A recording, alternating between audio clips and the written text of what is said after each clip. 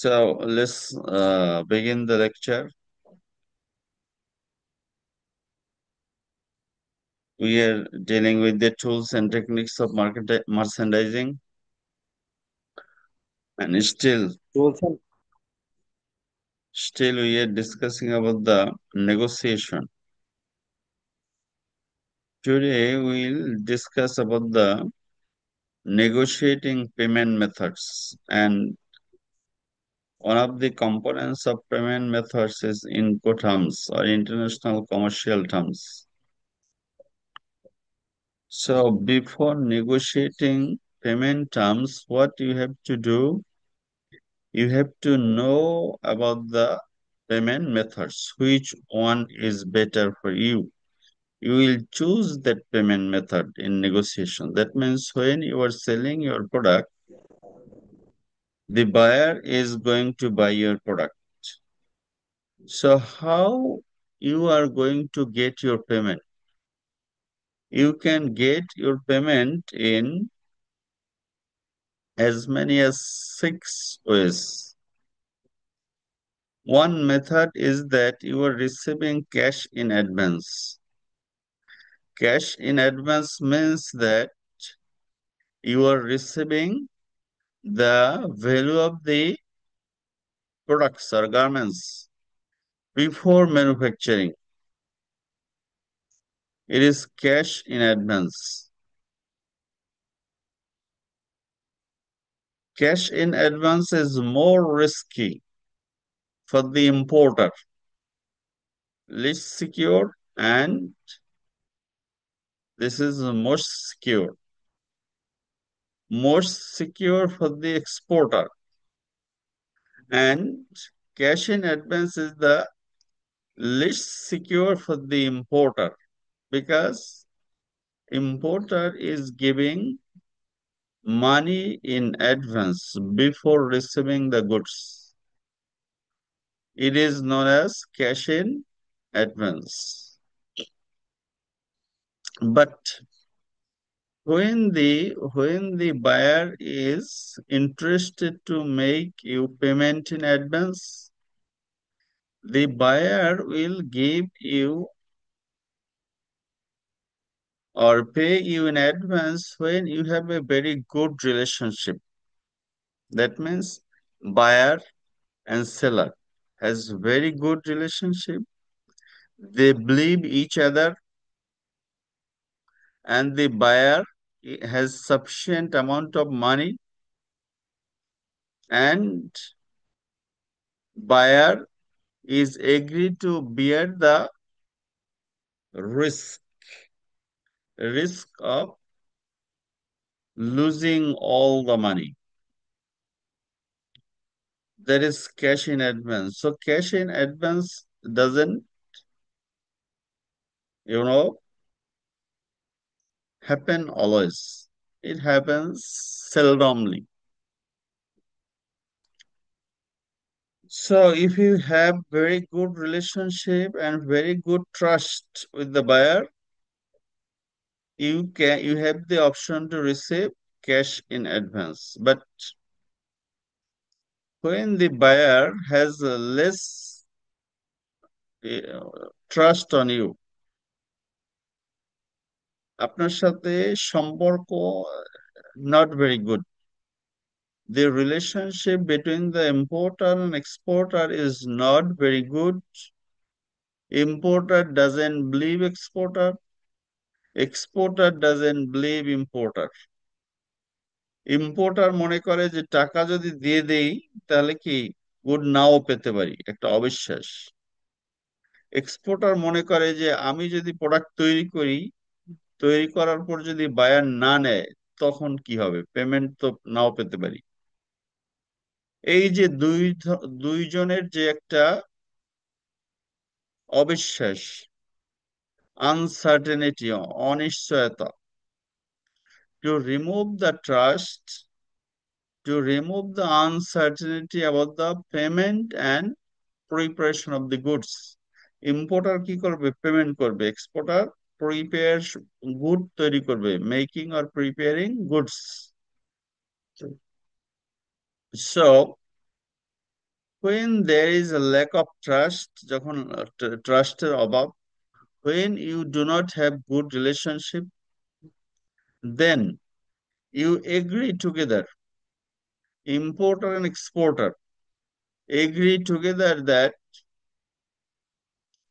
importer will go to importers bank. importer তার importer কাছে ব্যাংকের কাছে যাবে, ব্যাংকের কাছে গিয়ে বলবে যে এক্সপোর্টারের কাছে একটা লেটার লিখেন। ইম্পোর্টার তার ইম্পোর্টারের ব্যাংকের কাছে গিয়ে বলবে যে একটা আপনি লেটার লিখে দেন যে এক্সপোর্টার যদি গুডস তৈরি করে ইম্পোর্টারের কাছে পাঠায়, আমার কাছে পাঠায়, তাহলে আপনি পেমেন্ট করে দিবেন। So importer goes to the importer's bank and requests the importer's bank to write a letter, to the exporter that if exporter makes or prepare the goods and send it to the importer, the importer's bank will make payment. So now the importer is not responsible. Bank is responsible to make payments if you make the goods and you send the goods to the importer in good condition. So exporter, আপনারা কি ব্যাংকে বিশ্বাস করেন? তো bank নাকি আছেন কেউ তো এখানে? ব্যাংকে বিশ্বাস করতেই জি হয়, স্যার। উপায় নাই তো এখন স্যার। এর উপরে উপরেই তো স্যার এখন ব্যবসাগুলো করা Depending। হয়, যে লেটার অফ ক্রেডিটটা তার যদি মানে না কি হয় তাহলে। এই লেটার অফ ক্রেডিটের সাথে ইম্পোর্টার কি করে? ইম্পোর্টার কার কাছে যায়? ব্যাংকের কাছে। ব্যাংকের কাছে যায়, আর ব্যাংক লিখে দেয়। ব্যাংক রাইটস আ লেটার, এই যে এটার নাম কি? লেটার।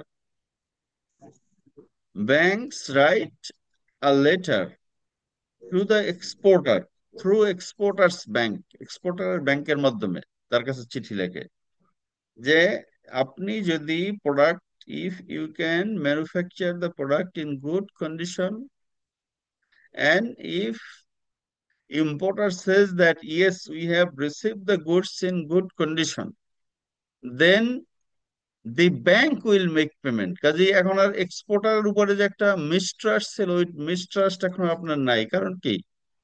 এখন পেমেন্ট দিবে bank, because the letter is issued by the bank. Letter is issued by the bank. So in letter of credit, bank is responsible to make payment to the exporter when exporter makes the good in good condition. So it is letter of credit. So in letter of credit, banks are involved. As we believe banks, as we trust on banks, so our risk of mistrust, এই যে exporter এবং ইম্পোর্টারের যে mistrust ছিল, যে আমি product তৈরি করে যদি পাঠাই আর ইম্পোর্টার যদি টাকা না দেয়, আর ইম্পোর্টারের ভাবনা ছিল আমি যদি টাকা আগে দেই আর সে যদি প্রোডাক্ট তৈরি না করে, এই দুইজনের যে মিসট্রাস্ট, এখান থেকে আপনার এলসি তৈরি হয়েছে কি কারণে? একজন আরেকজনকে বিশ্বাস করে না তাই। আর ব্যাংকে যেহেতু আমরা বিশ্বাস করি, সে কারণে আমরা ব্যাংকের উপর রিলাই করতে পারি, এবং এই ব্যাংকের চিঠিটাকেই বলা হয় লেটার অফ ক্রেডিট।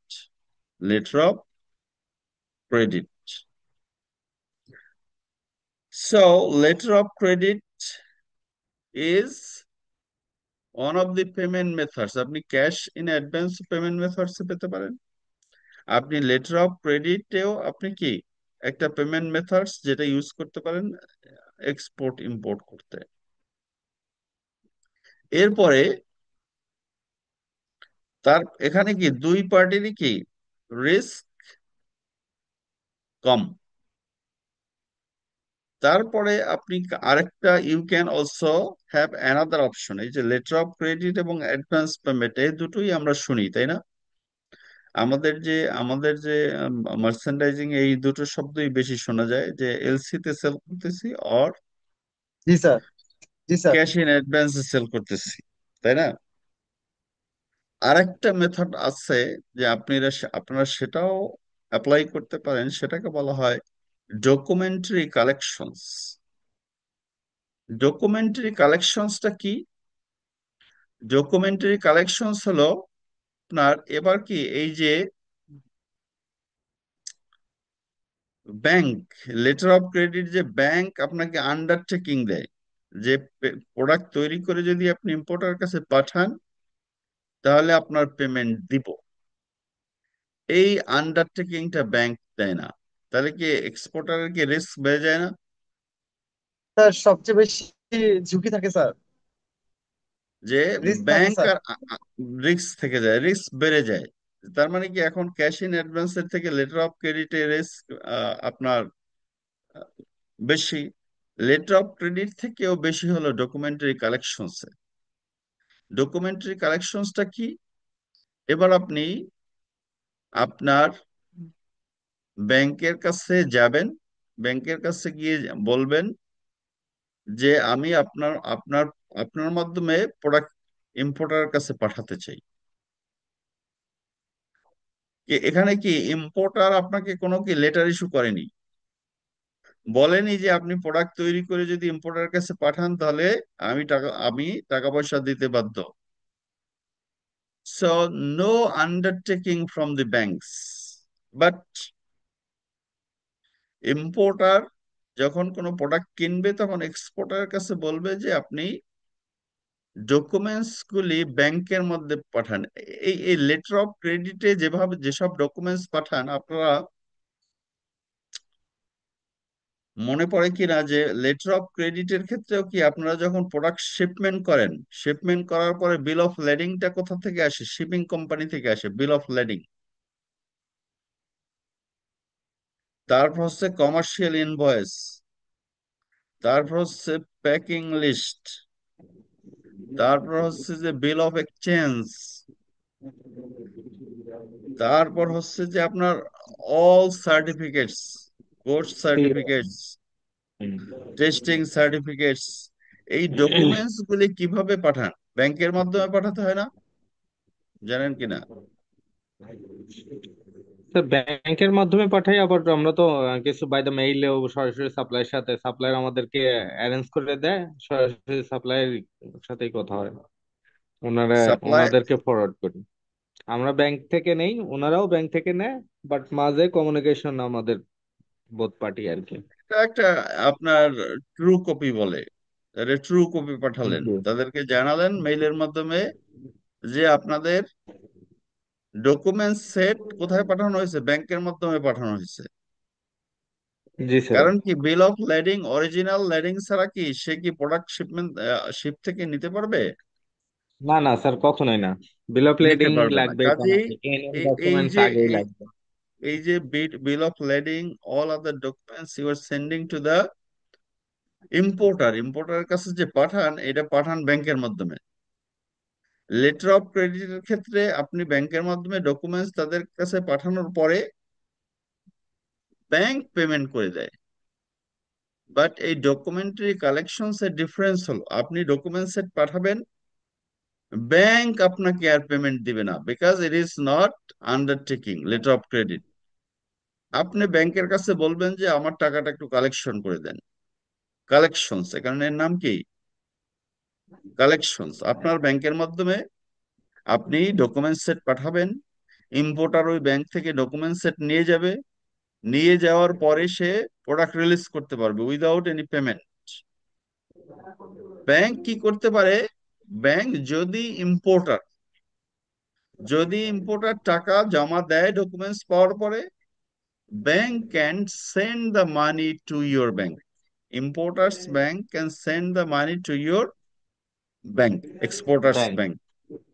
এটাকে বলা হয় documentary collection. Here there is no undertaking from the banks, ব্যাংকের কোনো আন্ডারটেকিং নেই যে আমি প্রোডাক্ট, আপনি প্রোডাক্ট তৈরি করে পাঠান, আমি পেমেন্ট দিব। There is no such undertaking. বুঝছেন কিনা? So banks are involved. Importers and exporters, banks are involved.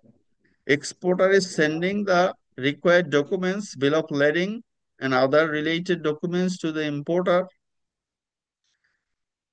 But importer's bank is not responsible to make payments upon receiving the documents. Documents পাওয়ার পরে ইম্পোর্টারের bank payment দিতে বাধ্য নয়, যেমনটি letter of ক্রেডিটে payment দিতে বাধ্য। So documentary collections means the banks are helping you to collect your money from the importer. Or if importer submit or deposits the money against the documents, then the importer's bank will send it to your bank. যে ব্যাংকের মাধ্যমে আপনি documents presentation করবেন, ওই ব্যাংকে আপনাকে পাঠিয়ে দিবে। So it is more riskier for the exporter, but it is less riskier from the importer's point of view. So here importer's risk is reducing and here exporter's risk is increasing. And then another one is open account. Open account কি? Open account হলো এবার আপনার কি bank involve নাও থাকতে পারে। আপনি এই যে একটু আগে বললেন না যে বিল অফ লেডিং আপনারা যে একটা সেট পাঠিয়ে দেন, এই জি যে স্যার। বিল অফ লেডিং এর একটা সেট পাঠিয়ে দেন, ওই সেটটা পাঠিয়ে দিলেই হবে। পাঠিয়ে দিলে কি হবে? ওনারা বুঝতে পারবে যে আমরা শিপিং এর সাথে শিপিং বা আমাদের গুডসটা অলরেডি ডেলিভারি দিয়েছি। ডেলিভারি দিয়ে দিলেন, তার মানে কি আপনার আর কোনো ব্যাংকে যেতে হবে না, একেবারে অরিজিনাল জি বিল স্যার। অফ লেডিং আপনাকে পাঠিয়ে দিলেন ওপেন অ্যাকাউন্টে। এখন এই ওপেন অ্যাকাউন্ট কখন করতে পারে? যখন আপনার সাথে ইম্পোর্টারের বায়ারের রিলেশনশিপ ইজ ভেরি স্ট্রং, একদম আপনি চিনেন, কোনো ডিফল্ট রেকর্ড নেই ওই ক্লায়েন্টের। তখন সে ক্লায়েন্ট আবেদন করছে যে ব্যাংকে গেলে তো আমাদের লস হয়, ব্যাংকের কমিশন দিতে হয়, কমিশন দিতে হয় না? জি স্যার, কমিশন তো আছেই। তো ফোর কাজে এই পার্সেন্ট ব্যাংকের কমিশনটা যেন আমরা সেভ করতে পারি, এ কারণে আপনারা ডকুমেন্টসটা আমাকে সরাসরি কুরিয়ারের মাধ্যমে অথবা ডিএইচএল এ পাঠান, আমি প্রোডাক্টটা নিয়ে নিই, নিয়ে দেওয়ার পরে আপনাকে পেমেন্ট দিব। এটাকে বলা হয় ওপেন অ্যাকাউন্ট। ওপেন অ্যাকাউন্ট এখানে কি আপনারা যে যেমন আই ব্যাংকিং, ইন্টারনেট ব্যাংকিং এর মাধ্যমে এক অ্যাকাউন্ট থেকে টাকা আরেক অ্যাকাউন্টে ট্রান্সফার করে দেন, এরকম অবস্থা ওপেন অ্যাকাউন্ট। এখন এই ওপেন অ্যাকাউন্টে কি আপনি নেগোশিয়েট করতে পারবেন? As a merchandiser, can you negotiate to sell your product at open account? পারবেন কিনা? ওপেন অ্যাকাউন্টে তো বোধহয় নেগোসিয়েশন করা যায় না। আমরা এখন পর্যন্ত কি এসব করি নাই। করি কারণ নাই। কি আমাদের ট্রাস্ট নেই। আমাদের কি ইম্পোর্টার এক্সপোর্টার উপরে যে ট্রাস্ট, সেই ট্রাস্ট দুর্বল। এই ধরনের ট্রানজেকশন হলো আপনার উন্নত দেশে, আমাদের দেশে যেমন ম্যাক্সিমাম ট্রানজেকশন হয় কিসে? এই টাকায়। লেটার্স অফ ক্রেডিটে। ওকে। ক্রেডিটে। আর উন্নত দেশে ম্যাক্সিমাম ট্রানজেকশন হয় ওপেন অ্যাকাউন্টে, কারণ এটা ব্যাংকের কাছে যাওয়া এটা একটা হ্যাসেল। যেমন ফ্রান্স আমেরিকার সাথে ট্রেড করবে, আমেরিকা ব্রিটেনের সাথে ট্রেড করবে, these are all open account, because they know that importers and exporters all are reliable parties. Each party has their trust on the other parties. যখন এই ট্রাস্ট থাকে, ব্যাংকের এডিশনাল কস্ট অ্যাভয়েড করতে চায়, the negotiating method is open account. আপনারাও এটা চেষ্টা করতে পারেন ওপেন অ্যাকাউন্টে করার। ওপেন অ্যাকাউন্টে করলে যেটা হবে যে আপনার ব্যাংকের যে কমিশন হয়তো 0.5% কমিশন নেয়, এটা আপনার লাগলো না, বা 0.4%। এলসি ওপেন করতেও নেয়, সেক্ষেত্রে স্যার মানি রিস্ক থেকে কালেকশন যায় না? করতেও লাগে। হুম। স্যার ওপেন অ্যাকাউন্টে রিস্ক থেকে যায় কিনা? হিউজ রিস্ক, রিস্ক থেকে যায়, এবং এই রিস্ক আপনি কাভার করতে পারবেন কিনা চিন্তা করতে হবে। এটা কখন করতে পারবেন? যখন 100% রিলায়েবল ইম্পোর্টার পাবেন, বায়ার পাবেন, 100% রিলায়েবল বায়ার। এবং বায়ার আপনার সাথে যখন এই ওপেন অ্যাকাউন্টে করবেন, তখন কি করবেন যে এলসি কমিশনটা আপনি আপনার প্রফিট হবে, লাভ হবে। কারণ কি, প্রোডাক্টের প্রাইস একই থাকবে, প্রোডাক্টের কি প্রাইস একই থাকবে, কিন্তু ব্যাংকিং চ্যানেলে যাবেন না। তাহলে কি ব্যাংকিং কমিশনটা আপনার লাভ হবে না? ইম্পোর্টারও লাভ হবে কি, এলসি ওপেনিং কমিশন আর লাগবে না। বা মানি ট্রান্সফার করতেও তো টাকা লাগে, ব্যাংকের মাধ্যমে ট্রান্সফার করতে গেলে টাকা লাগে না? অবশ্যই লাগে স্যার। তো এই এই দুই পার্টেরই কিছু খরচ কমবে যদি if you have very good relationship. You must be make sure that the relationship is 100% pure relationship and you have 100% trust on the buyers। তখন আপনি কি করতে পারবেন? ওপেন অ্যাকাউন্ট করতে পারবেন। Otherwise you will not choose this method. But as a learned merchandiser you must have the knowledge about the system. কারণ কি, অনেক সময় আপনাকে অফার দিতে পারে, আপনাকে, আপনি কি ওপেন অ্যাকাউন্টে করবেন আমার সাথে কাজ, তাহলে কাজ দিব। আর এদিকে দেখলেন যে আপনার কাজও নেই, আবার দেখলেন যে the importer is or buyer is very reliable, কখনোই টাকা মিস করেনি। তখন আপনি কি করবেন? You will choose the open account, কারণ সে আপনাকে ওপেন অ্যাকাউন্ট ছাড়া বিক্রি করবে না। আর দুই নম্বরে হলো যে আপনার অর্ডার নেই। তিন নম্বরে হলো যে আপনার প্রাইস একটু বেশি, say for example. So there are a lot more options you have to negotiate as a merchandiser। এখন ওপেন অ্যাকাউন্ট তাহলে কি, উন্নত দেশে কিন্তু ট্রেড হয় 90% ওপেন অ্যাকাউন্টে, কারণ তারা ব্যাংকের কাছে যায় না এইসব বিষয়ে। আর ওপেন অ্যাকাউন্টে কি ব্যাংক ট্রান্সফার করে দিতে পারে, যে আপনার অ্যাকাউন্ট থেকে আমার অ্যাকাউন্টে টাকা ট্রান্সফার করে দিলাম। আর এটা আমাদের দেশেও সম্ভব। যেমন এক্সপোর্ট করলেও ইম্পোর্ট পারবেনই না, কারণ কি, বাংলাদেশ থেকে আরেক দেশে টাকা পাঠানো কি যায় নাকি? এটা নিষেধ। কঠিন স্যার। বাংলাদেশ ব্যাংকের নিষেধাজ্ঞা, কাজে ইম্পোর্ট করতেই পারবেন না ওপেন অ্যাকাউন্টে, কারণ আপনি পেমেন্ট দিতে পারবেন না, কারণ our account is not open. Open account means you can transfer any time anywhere in the world, but in our country our banks account are close account, not open account. Close account means that you can't send any money outside of the country. বাংলাদেশের বাইরে কোথাও কিন্তু আপনার bank থেকে টাকা transfer করতে পারবেন না, দিয়ে দেখেন একবার, কোনো যাবে না। সো ওপেন অ্যাকাউন্ট আমরা এক্সপোর্টের ক্ষেত্রে শুধুমাত্র চিন্তা করতে পারি, ইম্পোর্টের ক্ষেত্রে চিন্তা করার সুযোগই নেই। কারণ কি, বাংলাদেশ ব্যাংকের, এটাকে বলা হয় ফরেন এক্সচেঞ্জ রেগুলেশনস অ্যাক্ট 1947। এই ফরেন এক্সচেঞ্জ রেগুলেশনস অ্যাক্টের মাধ্যমে একটা লিমিট করে দেওয়া আছে যে আপনি পারবেন যদি মেডিকেল কোনো হসপিটালে পাঠান তাহলে $10,000 পর্যন্ত পারবেন। তাও কি এশিয়ার বাইরে, আর এশিয়ার মধ্যে হলে 7,000। ট্যুরিজম করতে গেলে পারবেন 10,000, 7,000। আর হসপিটালে যদি আরো বেশি করেন তাহলে বাংলাদেশ ব্যাংকের অ্যাপ্রুভাল নিতে হবে টু ট্রান্সফার মানি। তখন বাংলাদেশ ব্যাংক অ্যাপ্রুভাল দিলে তাও আপনার তখন আপনার ক্রেডিট কার্ডে হয়তো এন্ডোর্স করে দিবে, বা অন্য কোনো ভাবে এন্ডোর্স করে দিলে তখন আপনি পাঠাতে পারবেন ব্যাংকিং চ্যানেলে। তাও কি ব্যাংকিং চ্যানেলে পাঠাতে হবে, আপনি নিজে নিজে পাঠাতে পারবেন না। So there is an option that is open account, where the importer and exporter are both the trusted parties and they believe each other. They want to reduce the cost of banking, and you can agree with special benefits. And then final one is consignment. What is consignment?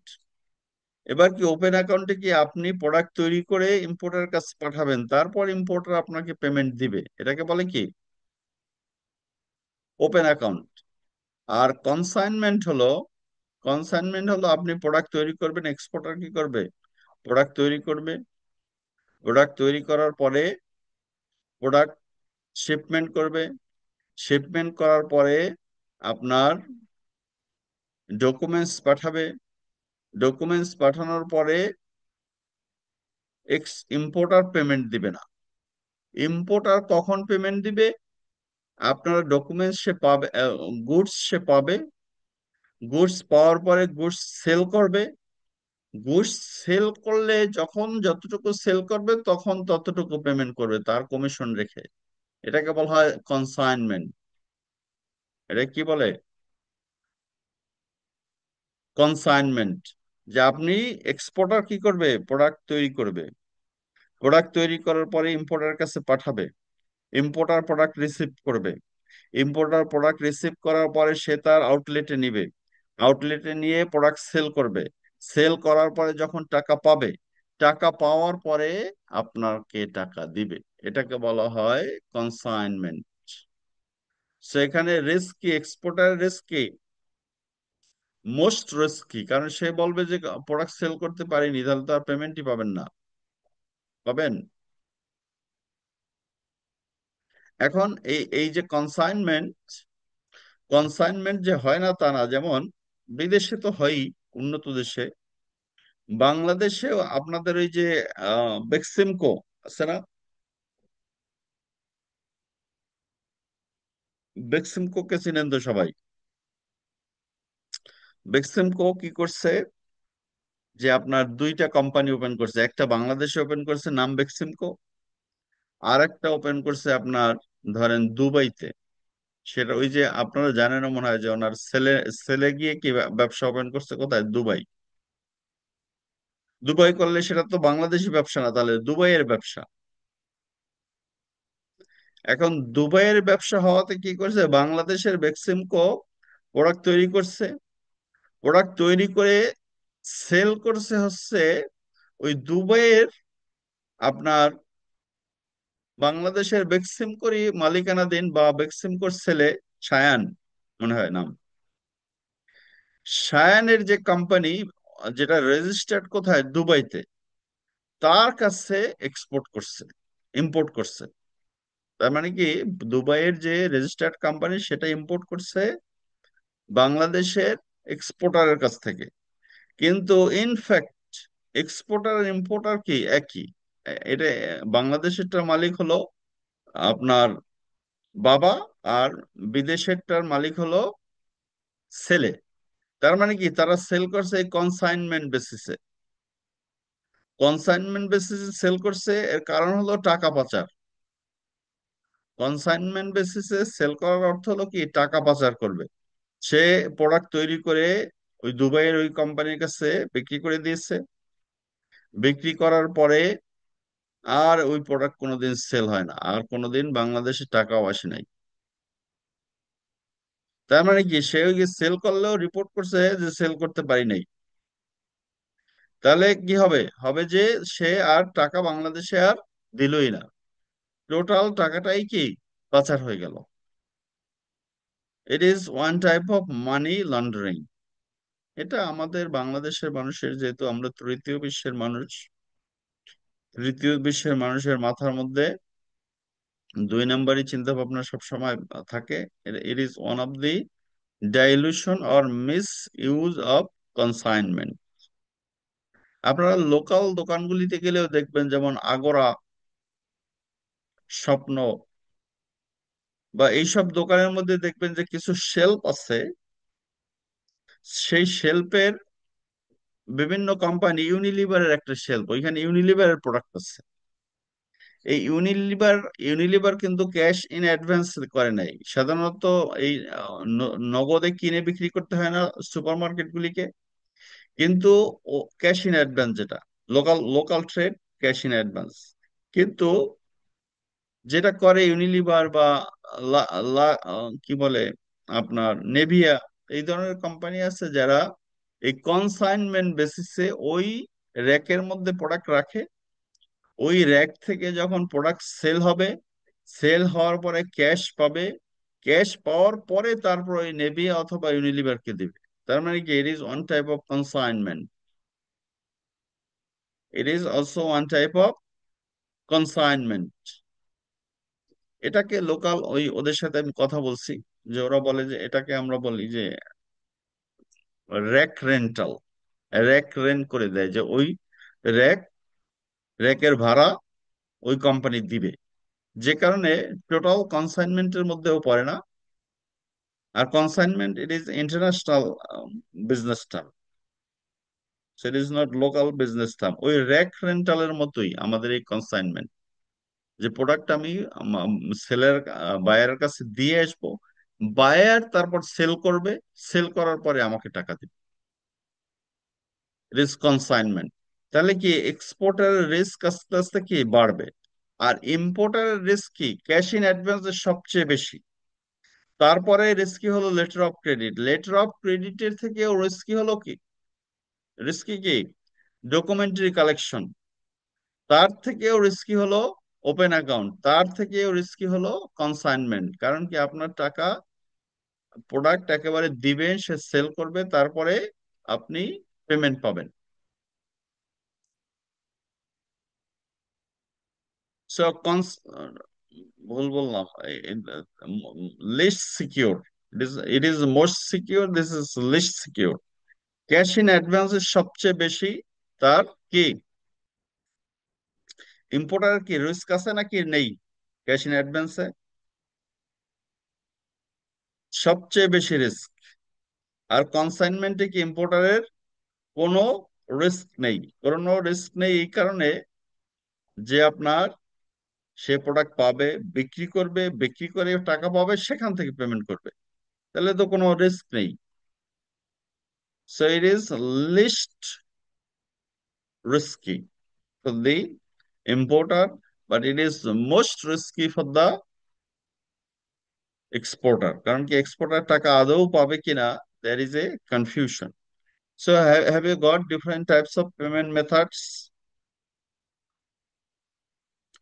এই payment method সম্বন্ধে ধারণা পেলেন কিনা, আপনার সাথে আছেন নাকি নেই?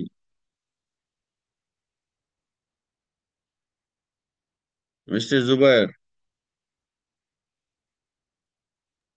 জি স্যার। তাহলে কনসাইনমেন্টে সেল করবেন নাকি কিভাবে সেল করবেন, কোন method is better for you, which one is least risky? যখন নেগোশিয়েট করবেন কোন তা আমি মেথডটা কথা বুঝি নেওয়ার নাই চেষ্টা স্যার। করবেন? আপনি যখন নেগোশিয়েট করবেন বায়ারের হ্যাঁ সাথে, স্যার। তখন কোন মেথড চুজ করবেন? স্যার আমি আমি আহ, যদি আমি সবচেয়ে নিরাপদের কথাটা চিন্তা করি স্যার, আমি কনসাইনমেন্টের ওটা করবো স্যার। মিস্টার আবু বকর, কোন জি মেথড স্যার। সবচেয়ে নিরাপদ?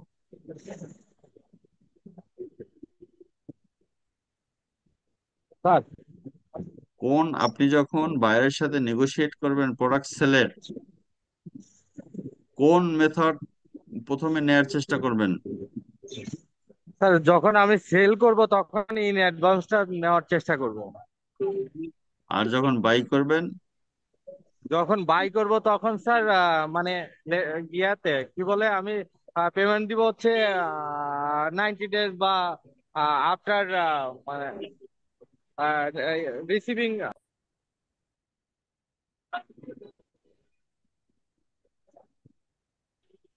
গুড ডেজ বা টাইম নিব, যেটা ওইটাকে ভুলে গেলাম।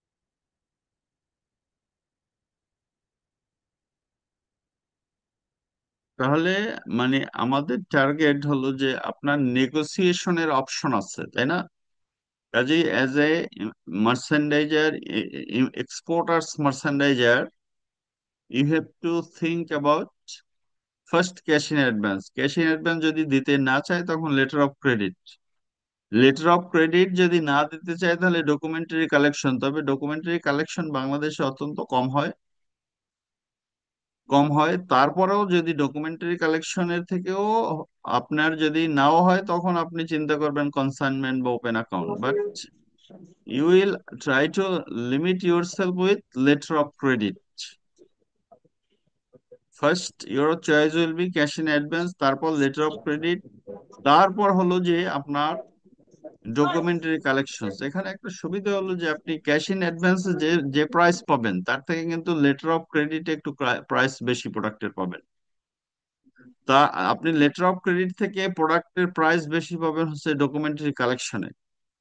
কাজেই as the risk increases your return is also increasing. There is a relationship between risk and return. High risk, high return.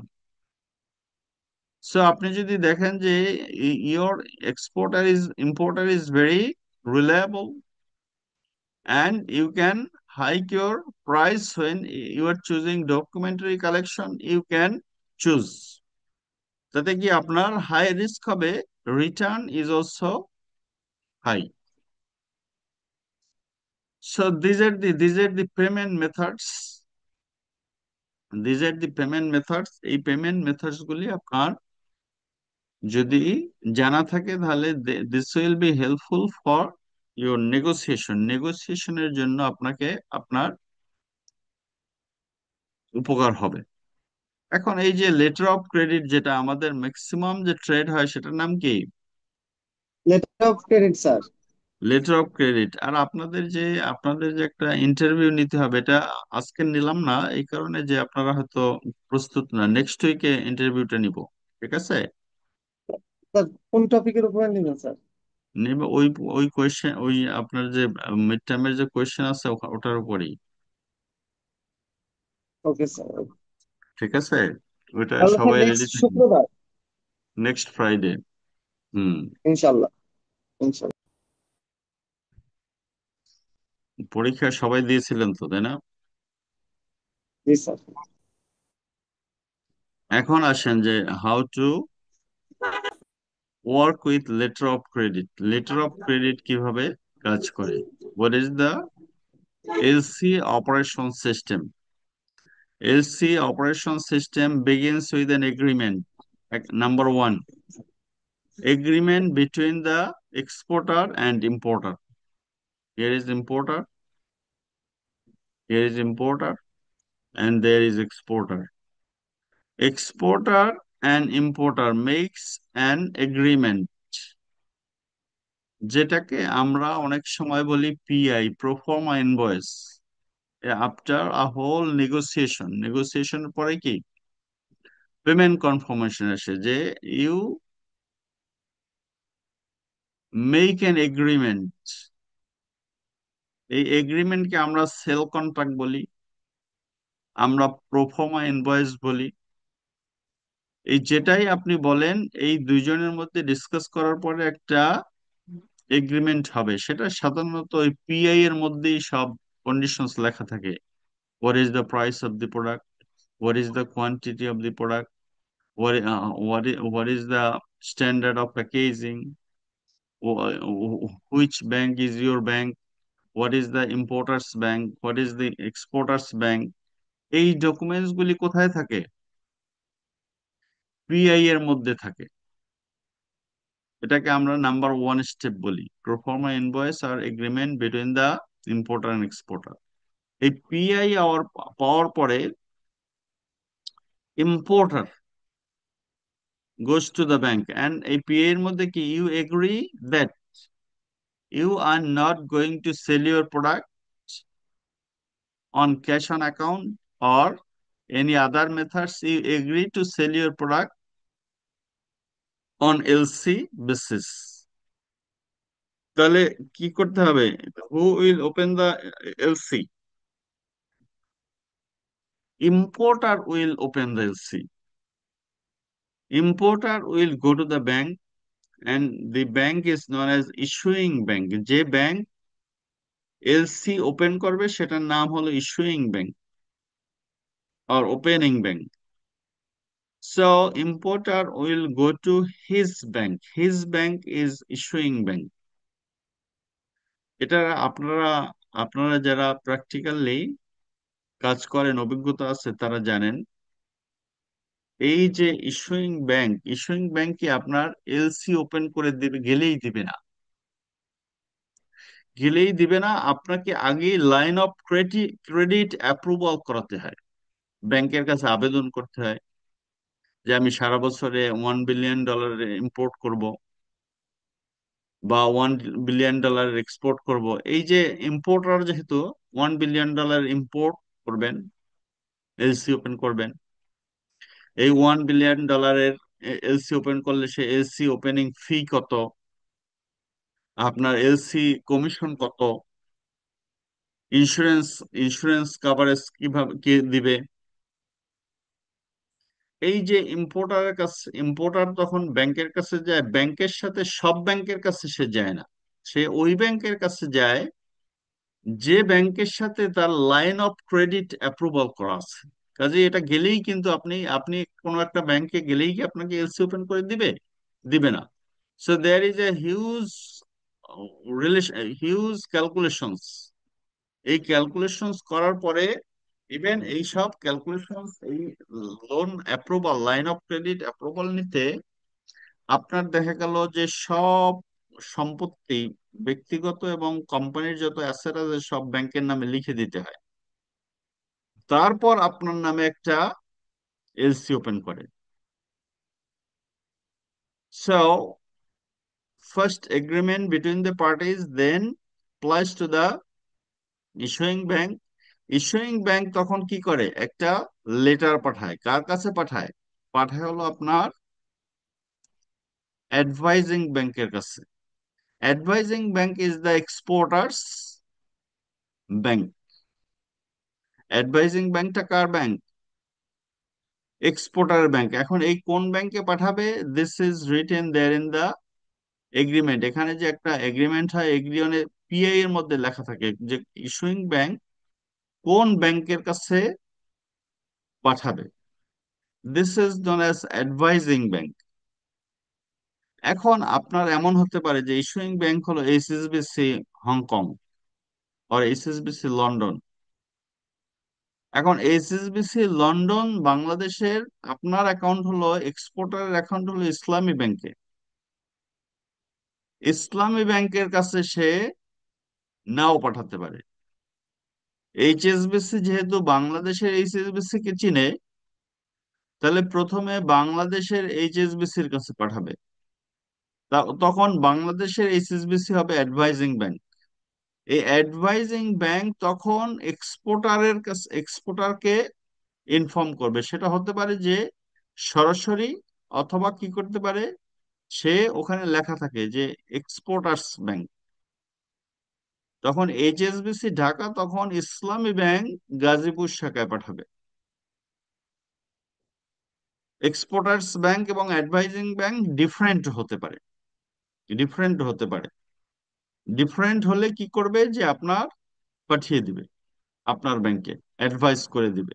এই অ্যাডভাইস করার জন্য তারা কি চার্জ নেয়, অথবা অ্যাডভাইজিংটা বলতে বোঝানো হয় যে এক্সপোর্টারকে জানানো যে একটা এলসি আসছে আপনার কাছে। সেটা ফোন দিয়েও হতে পারে, ব্যাংকে পাঠিয়েও হতে পারে। So, third stage, first stage agreement, second stage is applications for opening LC, third stage is transferring or sending LC to the advising bank, exporters bank, then fourth verifies the LC and forwards it to the exporter. এই যে exporter কাছে এই advising bank পাঠাবে। Advising bank যখন এক্সপোর্টারের কাছে পাঠাবে, exporter after receiving the LC they will start manufacturing goods. আপনাদের যেটা হয়, ম্যানুফ্যাকচারিং গুডস শুরু হয়। এখন ম্যানুফ্যাকচার করতে কি লাগবে? ম্যানুফ্যাকচার করতে কিন্তু আপনার র মেটেরিয়ালস লাগবে। ইয়ার্ন কিনতে হবে, অথবা কটন কিনতে হবে আমেরিকা থেকে। তারপর হলো যে আপনার কটন আমেরিকা থেকে কিনলেন, আপনার ফেব্রিক কিনতে হবে। ধরেন শুধু কটনই থাকি, ইউএস কটন, কম্পোজিট মিল। এখন আপনি কি এই যে গুডস আর শিফটের মধ্যে কি আছে, একটা আছে প্রোডাকশন অফ গুডস।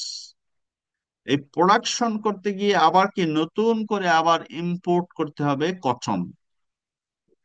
তখন কিন্তু আপনি হবেন ইম্পোর্টার, আর কটন সেলার হবে exporter.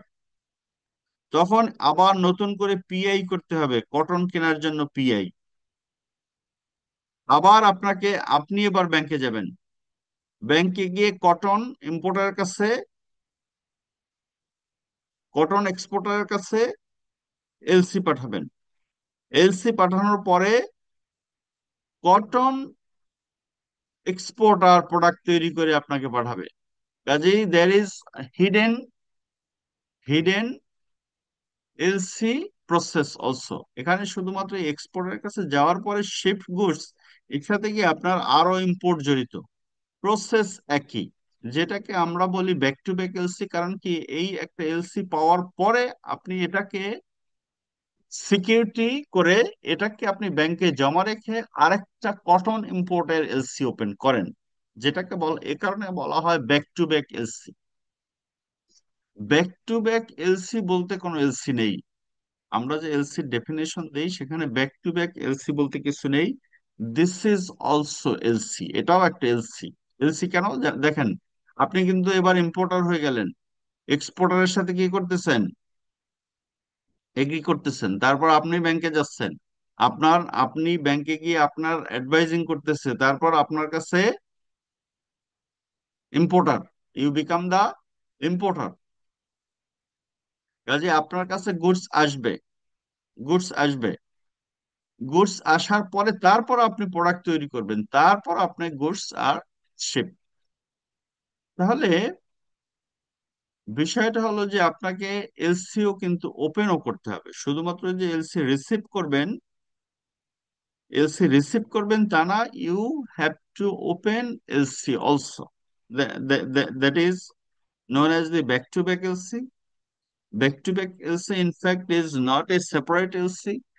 The risk, the other conditions are all same. সবকিছু কি একই ব্যাক টু ব্যাক এলসিতে, সবকিছু সেম। আপনার আগে অ্যাপ্রুভাল না থাকলে কিন্তু আপনি করতে হয় লাইন অফ ক্রেডিট অ্যাপ্রুভাল থাকতে হবে, না হয় ওপেন করতে পারবেন না। এ কারণে আপনারা যারা ব্যাংকিং এর সাথে জড়িত তাদের কাছে দেখবেন যে তাদের ব্যাগের মধ্যে সবসময় line of credit approval sheet থাকে। ওই অ্যাপ্রুভাল শিটের আন্ডারে ক্যালকুলেশন করতে থাকে যে কি পরিমাণ এলসি ওপেন করলো, কি পরিমাণ এলসি ভবিষ্যতে ওপেন করতে পারবে, অথবা একটা এলসির এগেনস্টে কতটুকু করতে পারবে। এটা ব্যাংক সাধারণত, আপনি আপনি যদি $100 এক্সপোর্ট এলসি পান, $80 পর্যন্ত করতে পারেন, বা 85ও অনেক সময় অ্যালাউ করে। আর যদি ব্যাংকের সাথে আপনার ভেরি গুড রিলেশনশিপ থাকে, 90% পর্যন্ত আপনার ব্যাক টু ব্যাক ফেসিলিটি দিয়ে থাকে। So what I am going to tell you that back-to-back LC and LC is same. Process is same. There is no separate definition. আপনি ব্যাংকের কাছে যখন back to back LC open করতে যাবেন, ওই LC commission ton যা কিছু আছে সব প্রসেস এক, আবার নতুন করে এলসির জন্য আবেদন করতে হবে, এটাও সব এক। So there is no separate definition for back to back LC. Back to back LC and LC is same. That's what I am trying to do. এখন আপনি হয়তো বলতে পারেন, তাহলে আমরা বাংলাদেশে ব্যাক টু ব্যাক এলসি কেন বলি, ভালোভাবে শুনেন। আপনি হয়তো বলতে পারেন, তাহলে স্যার আমরা বাংলাদেশে ব্যাক টু ব্যাক এলসি কেন বলি। ব্যাক টু ব্যাক এলসি বলি এই কারণে যে এটা বাংলাদেশ সরকারের একটা এক্সপোর্ট ফাইন্যান্সিং স্কিম। এক্সপোর্টারদেরকে হেল্প করতে হবে, তার একটা পলিসি হলো ব্যাক টু ব্যাক এলসি। কিভাবে পলিসি? যেমন আপনি যদি একটা এলসি ওপেন করতে যান, আপনার কোম্পানির কিন্তু সব অ্যাসেট ব্যাংকে জমা রেখে তারপর একটা লাইন অফ ক্রেডিট নিতে হয়, তারপর আপনি এলসি ওপেন করতে পারবেন। আর আপনি যদি এক্সপোর্টার হন, আর একটা মাস্টার এলসি পান, তাহলে ওই এলসিটা ব্যাংকে জমা দিয়ে যেটাকে বলা হয় লিয়েন, ওই এলসিটা ব্যাংকে জমা দিয়ে অর্থাৎ এলসি লিয়েন করে আপনি র মেটেরিয়ালস ইম্পোর্ট করতে পারবেন। এই সুবিধাটা বাংলাদেশ ব্যাংক দিচ্ছে, বাংলাদেশ সরকার দিয়েছে। এ কারণে এটাকে বলা হয় back to back LC is export financing scheme. আপনাকে এক্সপোর্ট ফেসিলিটেশন করতেছে, এক্সপোর্ট ফেসিলিটেশন করতেছে, এবং আপনি এক্সপোর্টে হেল্প করতেছে ব্যাক টু ব্যাক এলসি। কাজে back to back LC and LC is same, but back to back LC we say in a different word, আলাদা করে বলি এ কারণে যে it is one of the facilities our exporters enjoying, আমাদের এক্সপোর্টাররা enjoy করে। এখন আপনার একটু আগে ওই যে আমাদের কি বলে mister Abu Bakr was talking that আমরা এই যে এলসি পেমেন্ট করব, তখন কি আমরা পারি কি ডেফার্ড এলসি বলে। ডেফার্ড এলসি দুই ধরনের হয়। এলসি কয় ধরনের হয়? দুই ধরনের। এলসি দুই ধরনের হয়। একটাকে বলা হয় সাইট এলসি, SIGST সাইট। আরেকটাকে বলা হয় ইউজেন্স, USANCE, ইউজেন্স, অথবা এটার আরেকটা নাম হলো deferred LC, DEFFERD, deferred LC. এখন এই যে দুই ধরনের হয়, প্রথমটা হলো সাইট এলসি। সাইট এলসি হলো যে আপনি প্রোডাক্ট তৈরি করার পরে ব্যাংকের কাছে যখনই ডকুমেন্টস দিবেন, তখন ব্যাংক আপনাকে পেমেন্ট দিতে বাধ্য। এটাকে বলা হয় সাইট এলসি। কতদিনের মধ্যে? এই পেমেন্টটা আপনাকে 5 ব্যাংকিং ডেজ এর মধ্যে দিতে বাধ্য। এটাকে বলা হয় সাইট এলসি। 5 ব্যাংকিং ডেজ এর মধ্যে আপনি পেমেন্ট পেয়ে যাবেন। আর আমাদের যে এই আপনি এই এলসি পাওয়ার পরে প্রোডাক্ট তৈরি করতে তো মিনিমাম 3 মান্থস লাগে। তাহলে আপনি যদি কটন কিনেন আমেরিকা থেকে, তাহলে কটনের পেমেন্ট কিভাবে দিবেন? এখন তো দিতে পারবেন না। এই কটনের পেমেন্ট তো দিতে হবে ওই ওই যে আপনি টাকা পাবেন 3 মাস পরে, তারপরে সে প্রোডাক্ট তৈরি করার পরে, তারপরে। এই কারণে যখন আমরা এক্সপোর্টার বিকামস ইম্পোর্টার, যখন এক্সপোর্টার কটন ইম্পোর্ট করে, যেটাকে বললাম এক্সপোর্টার বিকামস ইম্পোর্টার, তখন আপনার এই সাইট এলসি ওপেন না করে ইউজেন্স অথবা ডেফার্ড এলসি ওপেন করে। ডেফার্ড এলসি হলো যে এবার কি ডকুমেন্টস, মানে আপনি আপনি কটন কিনলেন, কটন কেনার পরে তারা ডকুমেন্টস আপনার কাছে পাঠালো ব্যাংকের মাধ্যমে, আপনার ব্যাংক কি এবার আর পেমেন্ট দিবে না। 5 ব্যাংকিং সাইট এলসি হলে কি হতো, 5 ব্যাংকিং ডেজ এর মধ্যে পেমেন্ট দিয়ে দিতে হতো। 5 ব্যাংকিং ডেজ মিনস 1 উইক। এবার আর পেমেন্ট দিবে না, পেমেন্ট না দিয়ে আরেকটা একসেপ্টেন্স লেটার দিয়ে দিবে। এটাকে বলা হয় একসেপ্টেন্স লেটার, যে আমি আপনার টাকা 3 মান্থস পরে পরিশোধ করব, 90 ডেজ পরে, 90 days deferred, 30 days deferred. Accessory storage যখন সেল করে তখন 30 দিনের এলসিও হয়, 30 ডেজ ডেফার্ড। কারণ কি এক্সেসরিজ কি আপনার ওই শেষের দিকে, প্রোডাকশনের শেষের দিকে লাগে। কাজে এক্সেসরিজ এর ক্ষেত্রে টাইম কম কম হয় অনেক সময়। আর এটা ওই টোটাল সাপ্লাই চেনে যারা কাজ করে, তারা সবাই জানে যে কতদিন পরে সে পেমেন্ট পাবে। There is a supply chain, in the total supply chain all the players know each other, যে প্যাকিং আপনার এক্সেসরিজ অথবা ট্যাগ, প্রাইস ট্যাগ, এগুলি কখন লাগায় ড্রেসে। কাজে এটার জন্য হয়তো 30 ডেজ, আপনি যখন কটন কিনবেন তখন হয়তো 90 ডেজ ডেফার্ট লাগবে। So it can be 90 days deferred, it can be 30 days deferred, it can be 120 days deferred, it can be 2 years deferred. There is no limitation. But আপনারা যারা টেক্সটাইল সেক্টরে কাজ করেন তারা মোটামুটি জানেন যে একটা প্রোডাক্ট ফিনিশ করতে 3 থেকে 6 মাস লাগে। কাজে অনেক সময় 6 মাসেরও কটন ইম্পোর্ট করলে পুরো 6 মাস ডিফার্ট থাকে। অনেক সময় ছোট অর্ডার থাকলে, বেসিক প্রোডাক্ট থাকলে 3 মান্থস থাকে। আর এক্সেসরিজ যেহেতু শেষের দিকে নিতে হয়, 1 মান্থ অথবা 45 ডেজ, 60 ডেজ ডিফার্ড হতে পারে।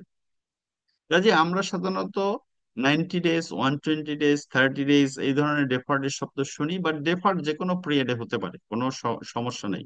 দেয়ার is no legal bindings bindings তাহলে কি আপনার এবার কি আপনার এলসি অপারেশনস, এই গুডস শিফট করলেন, গুডস শিফট করার পরে কি হবে? গুডস শিফট করার পরে আপনি একই সাথে এই গুডস শিপ করবেন। গুডস শিপ করার পরে এক্সপোর্টার এদিক থেকে শিপে তুলে দিয়ে আসবে, আর এদিক থেকে কি করবে? একটা সেট ডকুমেন্টস তৈরি করে ব্যাংকের মাধ্যমে পাঠাবে। সে ব্যাংকে জমা দিবে। ব্যাংক কি করবে? Bank documents are forwarded to the issuing bank, যে ব্যাংক লেটার ইস্যু করেছিল তার কাছে পাঠাবে। এখন যদি সাইট এলসি হয় তাহলে 5 ডেজ এর মধ্যে পেমেন্ট করে দিবে। আর যদি ইউজেন্স এলসি হয় তাহলে কি হবে? লেটার অফ অ্যাকসেপ্টেন্স দিয়ে দিবে, লেটার অফ অ্যাকসেপ্টেন্স দিয়ে দিবে।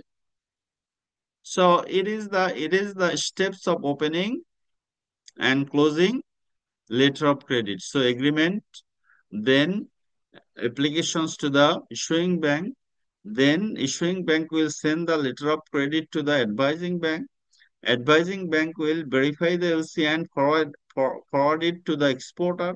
Then exporter will open back-to-back LC, maybe deferred LC, maybe Eugen's LC. And after buying all raw materials, they will manufacture the goods. After manufacturing the goods, they will ship the goods to the importer.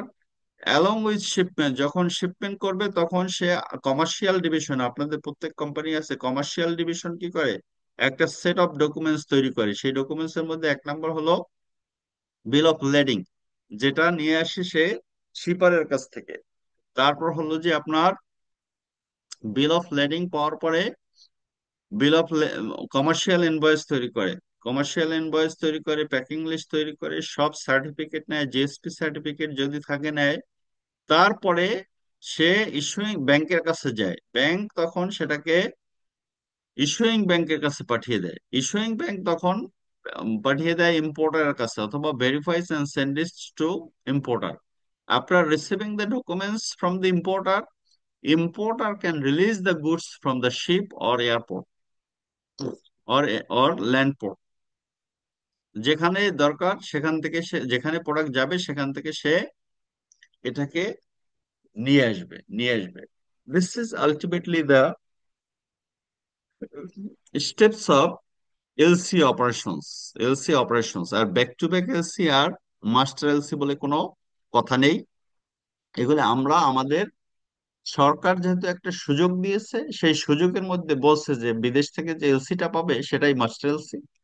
আর এই master এলসির production করার জন্য যত raw materials কিনবে এবং LC issue করবে সেটাকে back to back LC বলে। কিন্তু ব্যাক টু ব্যাক এলসিও যে প্রসেসে করতে হয় আর মাস্টার এলসিও একই প্রসেসে করতে হয়। There is no separate steps, কোনো সেপারেট স্টেপস নেই। তাহলে ডিফারেন্সটা কোথায়? ডিফারেন্সটা হলো এটা বাংলাদেশ সরকারের একটা সুবিধা। বাংলাদেশ সরকার সব ব্যাংকে বলে দিয়েছে যে back to back LC open করে দিতে হবে যখনই একটা এলসি বিদেশ থেকে পাবে।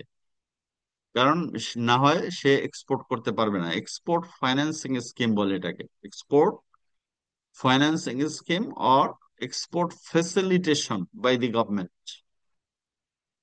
এখন এই যে এত কথা বললাম, এই কথাগুলি কোন বেসিসে বললাম? এগুলি কি আমার বানানো কথা? এগুলি ইট ইজ নট মাই ওয়ার্ডস, এগুলি আমার কথা না। এই কথাগুলি কি?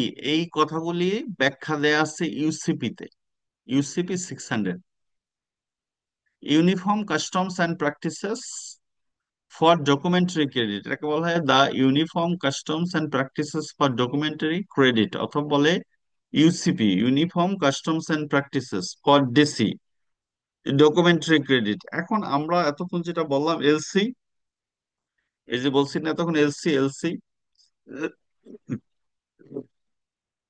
এই নিয়মের মধ্যে আসলে এলসি কোনো শব্দটাই নেই। সারা বই পড়লেও কোথাও কি পাওয়া যাবে না, এলসি শব্দটা পাওয়া যাবে না। এটাকে বলা হয় ডকুমেন্টারি ক্রেডিট। কি বলে এটাকে? ইন লিগ্যাল সিস্টেম এটাকে বলা হয় ডকুমেন্টারি ক্রেডিট।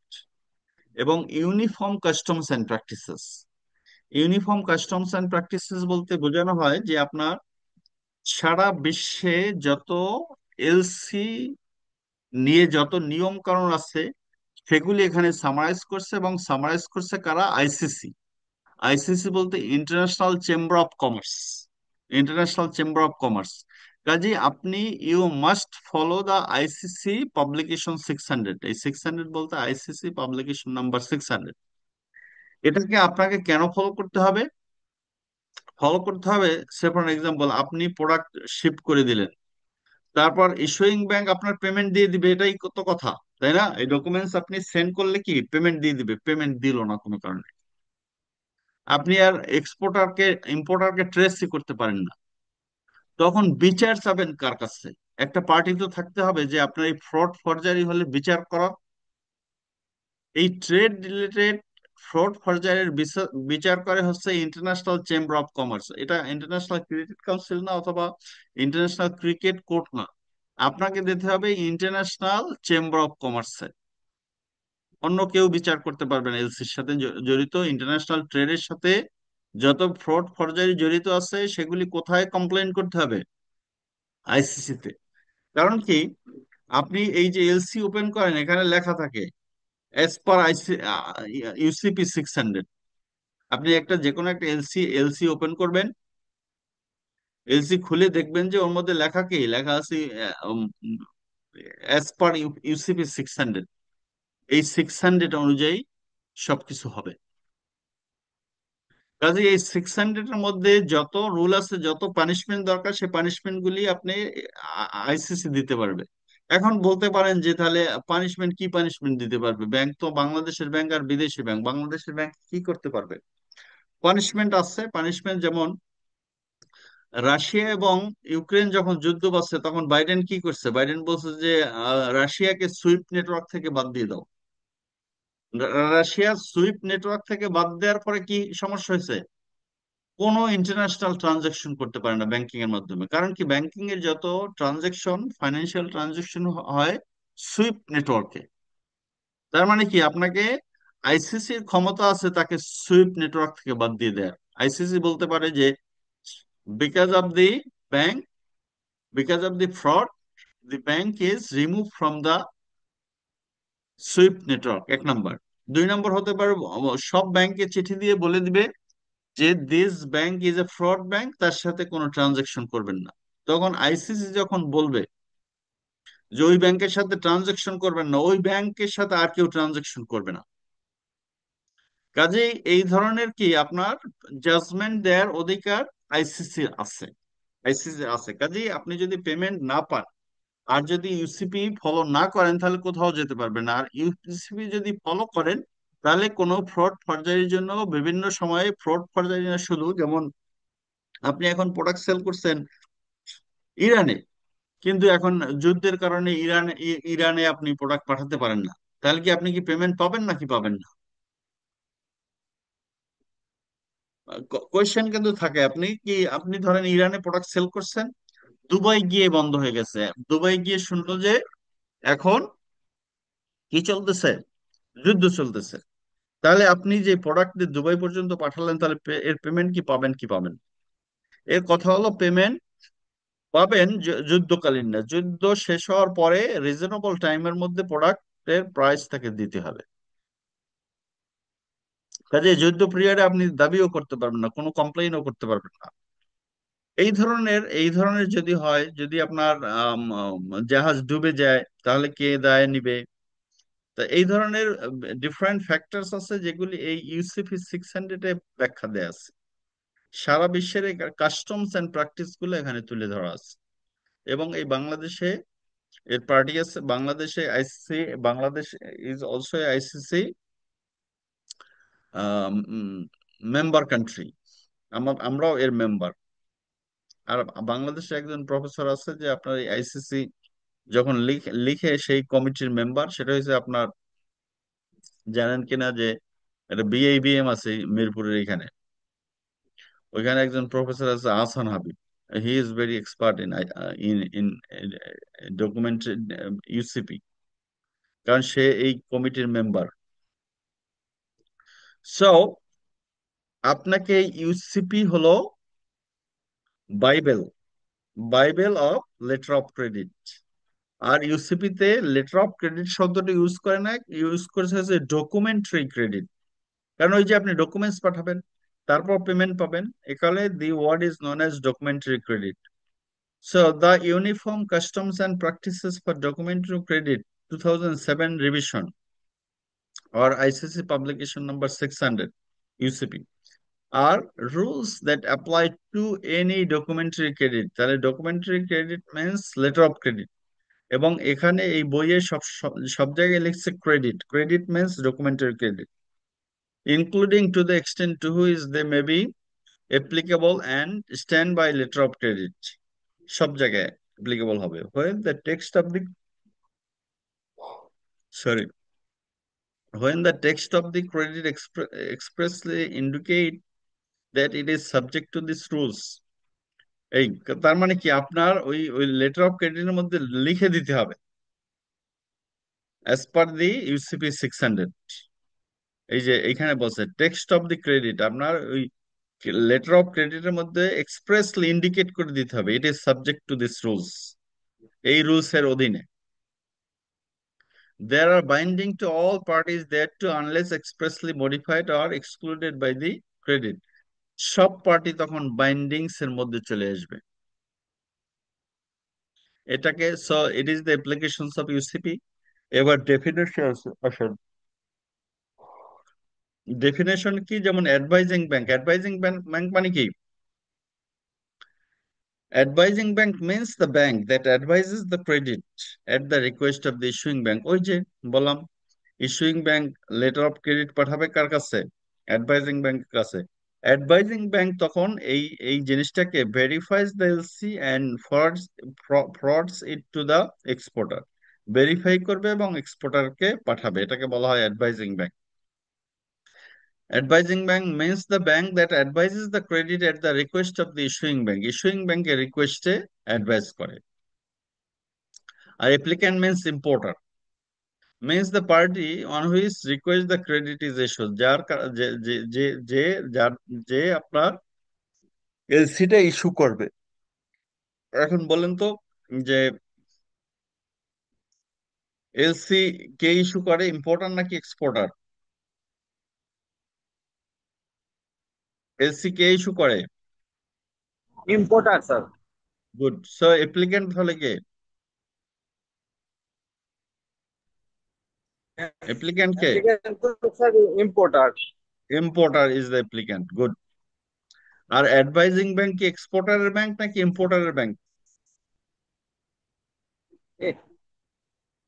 এক্সপোর্টারের bank sir. এক্সপোর্টারের ব্যাংক। গুড। এক্সপোর্টারের ব্যাংক নাও হতে পারে, ওই একটু আগে বললাম না যে কি, যে বাংলা এইচএসবিসি লন্ডন একটা লেটার অফ ক্রেডিট পাঠাইছে এইচএসবিসি ঢাকার কাছে। এইচএসবিসি ঢাকা এখন কি অ্যাডভাইজিং ব্যাংক, সে আপনাকে জানালো, আর আপনি তাকে বললেন যে ভাই আপনি তো এইচএসবিসি ঢাকা, আমার ওই ওই ব্যাংকে কোনো অ্যাকাউন্টই নেই, আমার অ্যাকাউন্ট আছে হচ্ছে গাজীপুর ইসলামী ব্যাংক গাজীপুরে। তখন কি, তখন ওই অ্যাডভাইস করে আপনার ইসলামী ব্যাংক গাজীপুরে সে পাঠাতে পারবে, কোনো সমস্যা নেই। ঠিক আছে? সো অ্যাডভাইজিং ব্যাংক যে সবসময় এক্সপোর্টার ব্যাংক হবে এমন নাও হতে পারে। এই কারণে বলছে means the bank that advises the credit at the request of the issuing bank। Issuing bank যে ব্যাংকের কাছে রিকোয়েস্ট করবে অ্যাডভাইস করার জন্য, সেটাকে অ্যাডভাইজিং ব্যাংক বলে। সাধারণত ওই যে পিআই করি আমরা এখানে, পিআই এই যে এগ্রিমেন্ট অন কন্ট্রাক্ট, ওর মধ্যে লিখে দিই যে আমার ব্যাংকটা হলো গাজীপুর ইসলামী ব্যাংক গাজীপুর শাখা, কাজে ওইখানে আমার এলসিটা অ্যাডভাইস করবেন, পাঠাবেন ওইখানে। তারপরে যদি সে HSBC Dhaka, HSBC London, HSBC ঢাকাকে পাঠায়, তখন এইচএসবিসি ঢাকা এই আপনার অ্যাডভাইজিং ব্যাংক হবে, সে আরেকটা ব্যাংক এখানে তৈরি হবে তখন। সে আপনার ইসলামী ব্যাংক গাজীপুরের মধ্যে পাঠাবে, এক্সপোর্টারের ব্যাংকের কাছে পাঠাবে।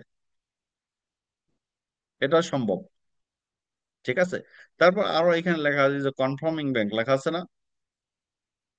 ব্যাংক কি শুধু অ্যাডভাইজিং ব্যাংক না, আরো ব্যাংক হতে পারে, সেটার নাম কনফার্মিং ব্যাংক। কনফার্মিং ব্যাংকটা কি আপনারা লেকচার শুনেন কিন্তু, কারণ এলসি বোঝার জন্য আপনার আজকের লেকচার ইজ ইম্পর্টেন্ট। যে আপনার তাহলে এই কনফার্মিং ব্যাংকটা কি পারবেন নাই কেউ বলতে? ওকে, যেহেতু আপনার হয়তো আগে আগে ব্যাখ্যা দেওয়া হয়নি। কনফার্মিং ব্যাংক হলো যে, ধরেন বাংলাদেশে আহ, এই যে 9/11 বলে কি যেন এটার নাম, টুইন টাওয়ার অ্যাটাক, তাই না? আমেরিকা বলে দিল যে it is the Islamic terrorism.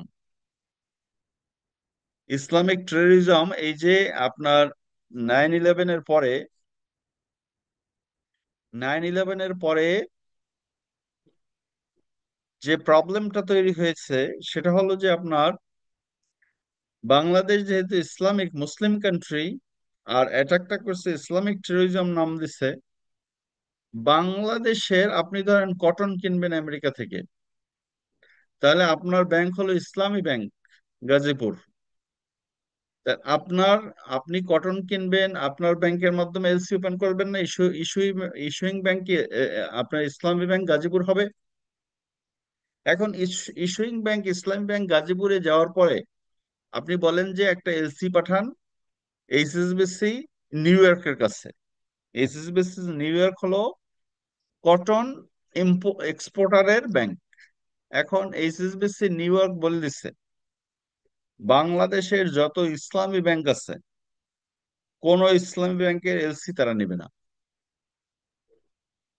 তাহলে এখন এলসি আপনি কি অ্যাডভাইস যে করবেন, ইসলামী ব্যাংক গাজীপুর থেকে যে অ্যাডভাইস করবেন, সেই ইসলামী ব্যাংক গাজীপুরের এলসি কেউ নেয় না। তখন সে বলে যে তোমাকে তোমার নামের সাথে যেহেতু ইসলাম আছে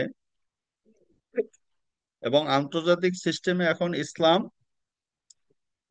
ইজ টেরোরিজম, কাজেই তুমি যতই চেষ্টা করো আমার কাছে LC, LC I will not accept, তোমাকে বিশ্বাস করি না, তুমি টাকা নাও দিতে পারো।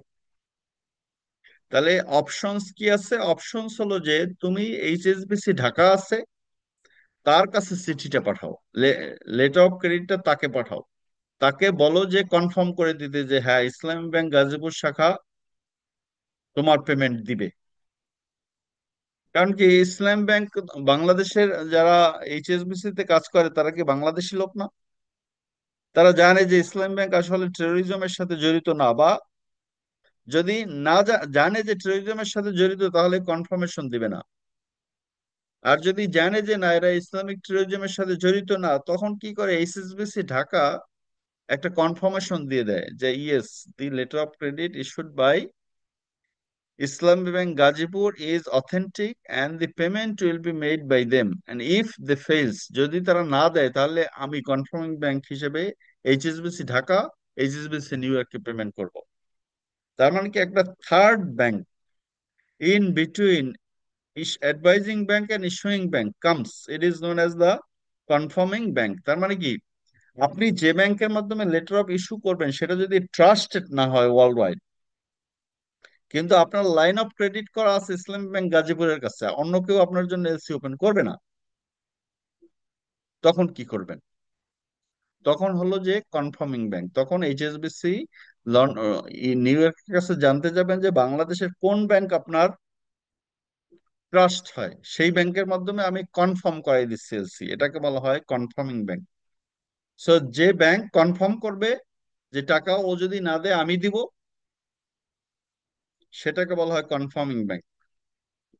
So bank can be confirming bank, এখানে বলছে এই যে confirmation means a definite undertaking of the confirming bank in addition to of the issuing bank. Issuing bank তো আপনার আন্ডারটেকিং দিবেই যে আপনার পেমেন্ট দিয়ে দিব। In addition to issuing bank Islam bank Gazipur তো দিবে, এছাড়াও আরেকটা ব্যাংক দিবে, confirming bank, to honour or negotiate a complying presentation. Honour or negotiate a complying presentation বলতে কি বোঝানো হয়? Honour or negotiate a complying presentation, complying প্রেজেন্টেশনটা হলো আপনি যে প্রোডাক্ট তৈরি করবেন, প্রোডাক্ট তৈরি করার পর একটা সেট অফ ডকুমেন্টস তৈরি করবেন না? এই সেট অফ ডকুমেন্টস সব ঠিকঠাক ভাবে যদি তৈরি করে ব্যাংকের কাছে জমা দেন, এটাকে বলা হয় কমপ্লাইং প্রেজেন্টেশন। প্রেজেন্টেশন মানে ডকুমেন্টস দেয়া, ডকুমেন্ট জমা দেয়া। বিল অফ লেডিং লেখা আছে একটা অরিজিনাল তিনটা কপি, একটা অরিজিনাল তিনটা কপি দিতে হবে। কমার্শিয়াল ইনভয়েস বলা আছে থ্রি কপিস দিতে হবে। প্যাকিং লিস্ট বলা আছে 2 কপি দিতে হবে, 2 কপি জমা দিতে হবে। বিল অফ এক্সচেঞ্জ বলা আছে তিনটা দিতে হবে, তিনটা জমা দিতে হবে। বলা আছে ফাইটোস্যানিটারি সার্টিফিকেট লাগবে, আপনার পার্সপিরেশন টেস্ট সার্টিফিকেট লাগবে, এই সার্টিফিকেট গুলি সব জমা দিতে হবে। এই জমা দেয়াকে বলা হয় কমপ্লাইং প্রেজেন্টেশন। এই ঠিক মতো সব ডকুমেন্ট জমা দেয়াকে বলা হয় কমপ্লাইং প্রেজেন্টেশন। কেউ কিছু জিজ্ঞেস করতে চান নাকি? স্যার আজকে পর্যন্ত থাকলে কি কেমন হয়? আজকের মানে কি শেষ খবর সেটা? জি স্যার। তাহলে এলসি বুঝছেন তো? এলসি, জি স্যার, আলহামদুলিল্লাহ অনেকখানি বলছি আজকে। এলসি, এলসি বুঝলে আসেন। এবার আমরা শুধু এই পেজটা শেষ করি, না হয় আবার আমাদের ডিসকাস করতে হবে এগুলি। ঠিক আছে, এই পেজটা শেষ করে তারপরে আমরা আজকে শেষ করি। এখন দেখেন যে আমাদের তাহলে কি বেনিফিশিয়ারি বলতে এক্সপোর্টারকে বোঝানো হয়। Beneficiary means exporter. Beneficiary means the party in which favour a credit is issued, যার কাছে ক্রেডিট ইস্যু করা হবে। এক্সপোর্টারকে কি বলে? বেনিফিশিয়ারি বলে। আর কমপ্লাইং প্রেজেন্টেশন কাকে বলে? কমপ্লাইং প্রেজেন্টেশন বলতে বোঝানো হয় সব ডকুমেন্টস ঠিকঠাক ভাবে প্রেজেন্টেশন করার ইংরেজি নাম হলো কমপ্লাইং প্রেজেন্টেশন। সব ডকুমেন্টস ঠিক মতো ব্যাংকে জমা দেওয়ার নাম হলো কমপ্লাইং প্রেজেন্টেশন। ওই যে ব্যাংকের মাধ্যমে আপনি পাঠাবেন, লেটার অফ ক্রেডিট মানে কি ব্যাংকের মাধ্যমে পাঠাতে হবে। Presentation or preparation and submission of all documents properly is complying presentation. Means a presentation মানে কি, আমরা যে প্রেজেন্টেশন দিচ্ছি, আমি এখন এই প্রেজেন্টেশন না, ডকুমেন্ট সাবমিশন কে প্রেজেন্টেশন বলে। ডকুমেন্টস ব্যাংকে যে জমা দিবেন সেটাকে প্রেজেন্টেশন বলে। Presentation that is in accordance with the terms and conditions of the credit. ক্রেডিটের মধ্যে লেটার অফ ক্রেডিটে লেখা আছে চারটা বিল অফ লেডিং দিতে হবে, চারটাই দিতে হবে। এই terms and conditions, applicable provisions of these rules and international standard banking practice। এই ইন্টারন্যাশনাল স্ট্যান্ডার্ড ব্যাংকিং প্র্যাকটিস কি? আপনি শুক্রবার বাংলাদেশে শুক্রবার গিয়ে ডকুমেন্ট জমা দিতে পারবেন না। আবার লন্ডনে যদি হয় তাহলে শুক্রবার গিয়ে জমা দিতে পারবেন। এটাকে বলা হয় ইন্টারন্যাশনাল স্ট্যান্ডার্ড ব্যাংকিং প্র্যাকটিস। যে শুক্রবার কোনো দেশে বন্ধ থাকে, কোনো দেশে খোলা থাকে। ওই ওই ওই নিয়ম আপনাকে মেনে নিতে হবে। আপনি যেখানে থাকেন ওই দেশের নিয়ম মেনে নিতে হবে। Rules and international standard banking practice. তাহলে প্রেজেন্টেশন বলতে যেটা বোঝানো হয় সেটা হলো যে ডকুমেন্ট সাবমিশন ঠিক মতো। কনফার্মেশন তো বললাম, যখন আপনার আপনার ব্যাংকে কেউ বিশ্বাস করে না, তখন আপনি একটা বিশ্বস্ত ব্যাংকের কাছে যাবেন, সে ব্যাংক তখন বলবে আন্ডারটেকিং দিয়ে দিবে, এটাকে বলা হয় কনফার্মেশন। আর যে ব্যাংক কনফার্মেশন দিবে ওই ব্যাংককে বলা হয় কনফার্মিং ব্যাংক। আর ক্রেডিট বলতে লেটার অফ ক্রেডিট কে বোঝানো হয়। লেটার অফ ক্রেডিট কাকে বলে? Means any arrangement, however named or described, that is irrevocable and thereby constitute a definite undertaking of the issuing bank to honor a complying presentation। এইটা কি শব্দটা কি? Honouring আ কমপ্লাইং presentation. ওই যে কমপ্লাইং প্রেজেন্টেশন যদি করেন, সব ডকুমেন্ট জমা দেন, তাহলে ইস্যুইং ব্যাংক আপনার পেমেন্ট দিয়ে দিবে। এটাকে বলা হয় অনারিং কমপ্লাইং প্রেজেন্টেশন। সব ডকুমেন্টস ঠিকমতো জমা দিলে আপনার ব্যাংক পেমেন্ট দিয়ে দিবে, এটাকে বলা হয় honoring a complying presentation. And এটাকে আরেকটা হলো যে এটা হলো ডেফিনিট আন্ডারটেকিং। আন্ডারটেকিং মানে কি? আন্ডারটেকিং কাকে বলে? যেমন আপনি কাউকে আন্ডারটেকিং করবেন, আন্ডারটেকিং মানে কি ভাই? আপনি যদি আপনি আমার কাছে টাকা পান 10 টাকা, 10 দিন পরে আসলে আমি টাকা দিয়ে দিব। তার মানে কি, সে আপনার কাছে 10 দিন পরে সে চাবে, এটাকে বলে আন্ডারটেকিং। আবার বুঝেন কিন্তু আন্ডারটেকিং কি, আরেকজন পার্টি আপনার কাছে টাকা পায়, সে আইসা আমার কাছে চাবে, চাইলে আমি দিয়ে দিব, এটা আন্ডারটেকিং। তার মানে কি, ব্যাংক যখন এলসি ইস্যু করে তখন কিন্তু আরেকজনকে বলে যে আপনি টাকা চাইতে আসবেন আমার কাছে, এই কারণে এটাকে বলা হয় আন্ডারটেকিং।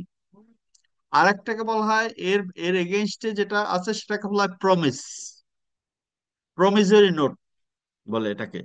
প্রমিজরি নোট কি? প্রমিজরি নোট হলো যে আপনি টাকা দিয়ে আসবেন, কেউ চাইতে আসবেন আপনার কাছে, আপনি টাকা আপনার আপনার কাছে একজনে 10,000 টাকা পায়, আপনি তাকে প্রমিস করে দিয়ে আসছেন যে আমি 1 মাস পরে 10,000 টাকা তোমাকে দিয়ে যাব। 1 মাস পরে সে কিন্তু আপনাকে চাবে না, আপনাকে দিয়ে আসতে হবে নিজে, উদ্যোগ নিয়ে। এটাকে বলা হয় প্রমিজরি নোট। এটাকে বলা হয় কি, প্রমিজরি নোট। সো প্রমিস করা আর আন্ডারটেকিং দেয়া এক জিনিস না। আন্ডারটেকিং হলো যখন চাবে, ইস্যুইং ব্যাংক লেটার ইস্যু করে দেয়, কিন্তু এক্সপোর্টারের ব্যাংক গিয়ে চেতে হয় যে টাকাটা এখন দেন ভাই, এটাকে বলা হয় আন্ডারটেকিং দেয়া। যে কেউ টাকা পাবে, চাওয়ার সাথে সাথে আমি দিয়ে দিব। এলসি হলো একটা আন্ডারটেকিং, যে আমি এলসি ওপেন করে দিলাম, যখনই টাকা চাবে তখন আমি দিয়ে দিব। এবং কেন দিব? দিব হচ্ছে টু অনার আর কমপ্লাইং প্রেজেন্টেশন, সবকিছু ডকুমেন্টেশন ঠিক থাকলে। সো এই ক্রেডিটের এলসি ডেফিনেশন মনে রাখবেন, এটা it is a letter of undertaking, undertaking two honour a কমপ্লাইং presentation. এবং অনার মিনস, এই যে অনার বলছে, অনারে কমপ্লাইং প্রেজেন্টেশন, অনার বলতে কি বোঝানো হয়?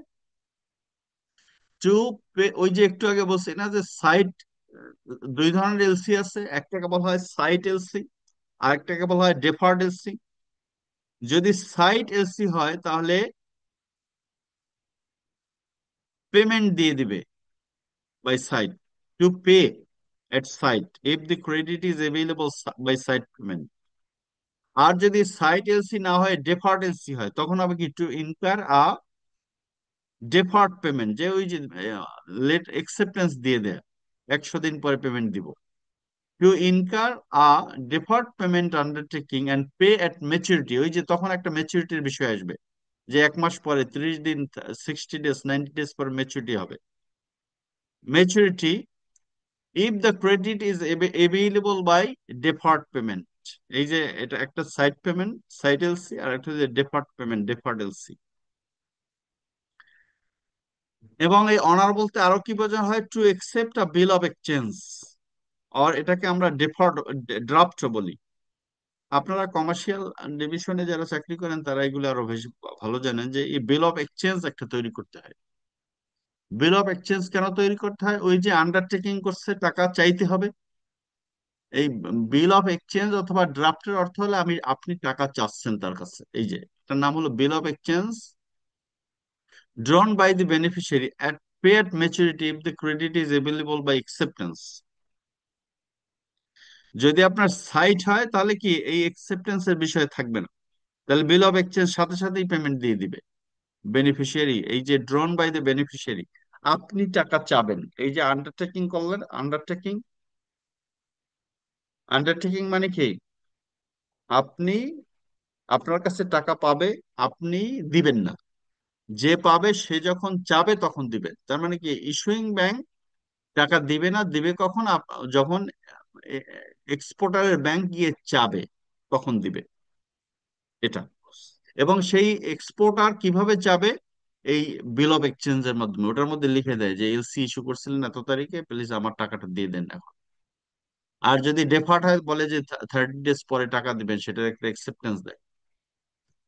So except a bill of exchange, এই বিল অফ এক্সচেঞ্জ কিন্তু সব এক্সপোর্টার বানায় বাংলাদেশে যারা এলসি নিয়ে ডিল করে।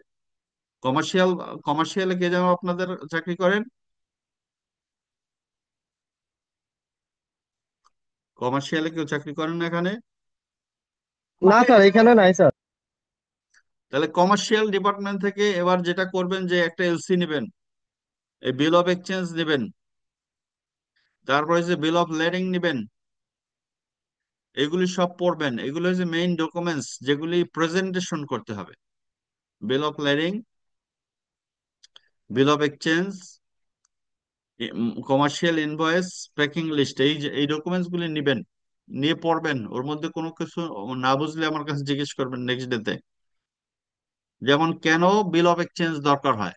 বিল অফ এক্সচেঞ্জ দরকার হয় এই যে আন্ডারটেকিং এ যেহেতু দেয়া, আপনি টাকা চাবেন, তাহলে টাকা দিবে। এই কারণে বিল অফ এক্সচেঞ্জ এর আরেক নাম ড্রাফট, দুইটাই একই শব্দ।